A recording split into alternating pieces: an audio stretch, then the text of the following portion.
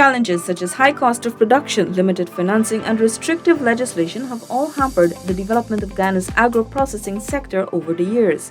Low technology transfer and limited access to markets were among the issues that also hindered growth in the industry. Upon taking office in August 2020, the BPPC administration took a more proactive approach to fostering development in the local agro-processing sector. With a commitment of some $262 million in 2021, the total non-traditional crop exports increased by 15% from 9,907 MT in 2020 to 11,371 MT in 2021. More specifically, the many investments in the agro-processing sector have led to an 11% increase in the export of agro-processed products. To further push the development of the local agro-processing sector, government has invested a whopping $261.2 million in the sector this year. The administration's aim is to transform the agro-processing facilities, allowing them to function for commercial production and product development for small and medium agro-processors. Farmers from the first and largest village on the Swiss-Dyke-Linden Highway, Kurukururu, and surrounding communities are the latest to benefit from a smart agro-processing facility. The food processing factory is being housed at the old Kurukururu workshop building, which was provided by the Agriculture Ministry. Emmett Nicholas has been a cash crop farmer for over 2 years and is overjoyed with the establishment of the facility right in the village. He is confident that his produce will be neatly packaged for markets. I'm glad that we could get developed in Guyana and them things, because as small farmers we didn't get no kind of push, and now we getting the push, so we gotta make the best use of it. Equally elated is another farmer, Joy Haywood, who is satisfied with the support of government in the agri-sector. This facility we have here now, it will be very good for farmers because it will offset some of our errors. We trying to get this thing up and running, but over 70 years is a lot of sacrifice, but we didn't give up. We keep on working.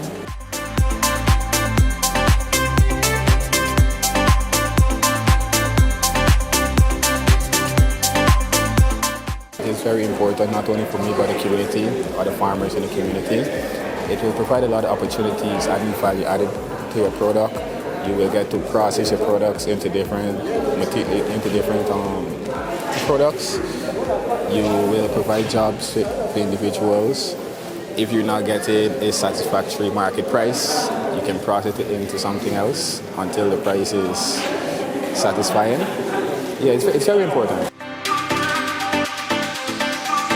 This means a great to all farmers of Kurukuru, because for me this is a great initiative, because for the years we've been struggling here with Hedo that can't really take the local market by just selling Hedo. So this processing facility that they have put in place here, this will do wonder for us. I can tell you that this will do wonder for us. Everybody, for now, they might not be too close to what is happening, but when it get going, I know for sure that it's going to take the load off and take the pressure off a lot of people's heads.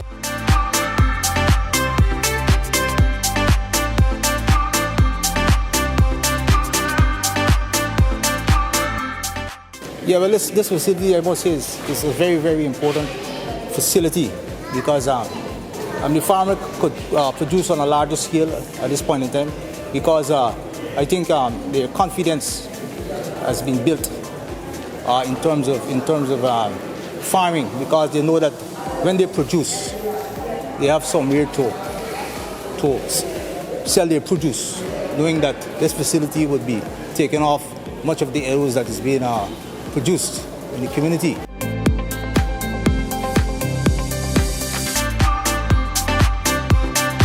You take your arrow from your farm, you could bring it here for the 20 baht, 30 baht, 40, depends on the market. So you don't have to go and look for market all the time, because they will be taking off the produce from each farmer. Another $600 million agro-processing facility was also completed in Pomeroon Supinam Region 2 and will soon be outfitted with high-end equipment ahead of its official opening. It has vast potential to provide a broad range of training opportunities for residents as well. they're going to be processing lines, a dry line, what's being described as a dry line and a wet line for the purposes of of processing things like flowers, cassava flour, etc. on the dry line, and on the wet line things like pepper sauce, spices, sauces, condiments, and so on, jams, and so on. So this facility, firstly, will have the effect that Essequibo-based students who are of the Guyana School of Agriculture will be able to complete their practical training right here at this facility without leaving and having to go to Georgetown. So they can complete their entire training and be certified by the Guyana School of Agriculture right here in situ, in their home county.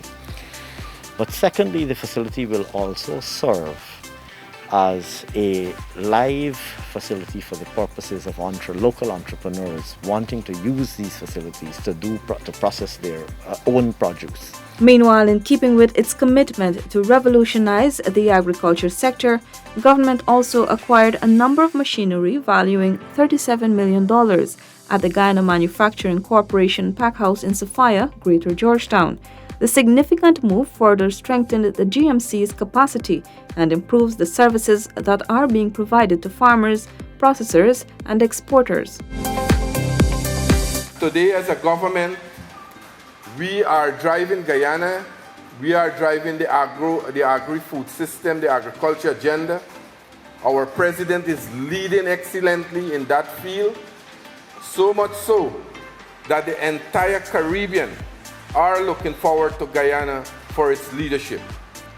Whilst we are developing our sector, whilst we are developing the agriculture sector and moving the various sectors within the agriculture sector, like the agro-processing farm sector, other countries are also looking forward to us.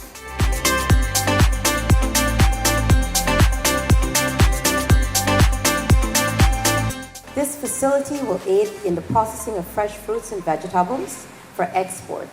Hence, these equipment will assist with the efficient preparation and movement of fresh produce around the facility to assist exporters in a timely manner.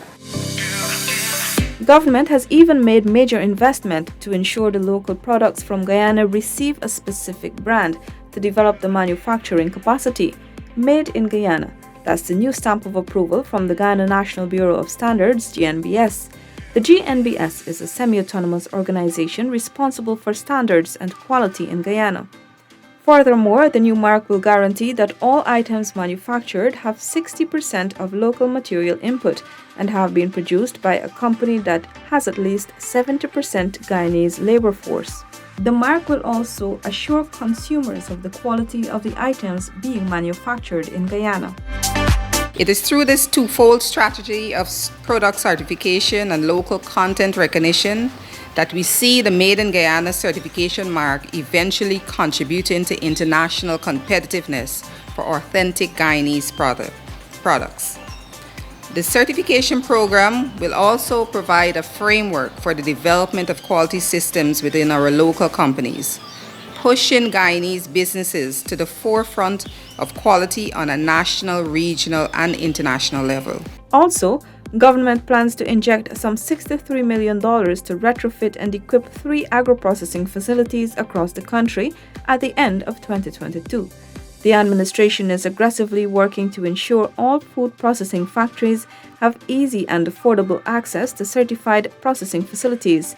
This will benefit hundreds of farmers. Additionally, about $96.5 million will be invested to ensure the operationalization of the agro-processing and packaging facilities in Mabaruma, Region 1, Parika, Region 3, and Sophia, Region 4. To achieve the Sustainable Development Goals, another $8 million will be invested in the construction of 3 solar dryers. Solar dryers are devices that use solar energy to dry substances, especially food. The machine uses the heat from the sun to remove the moisture.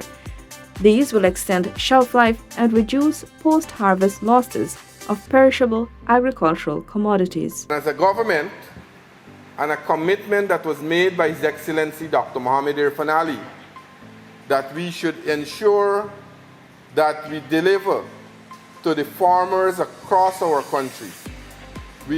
deliver the resources equally around the country.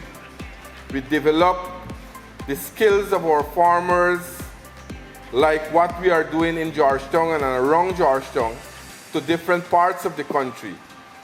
That is why you will notice that over the last 20 months, we have seen a marked improvement in agro-processing across the country. While only a portion of the investments in the sector was highlighted, the billions of dollars that have been pumped into the agro-processing industry will see Guyana playing an integral part in reducing its local food import bill and that of the CARICOM as well. The main goal is to reduce the region's $5 billion food import bill by 25% by the year 2025. With Guyana's President Dr. Mohamed Irfan Ali as the lead head of government with responsibility for agriculture in the CARICOM quasi-cabinet, the commitment to minimize the food import cost is evident.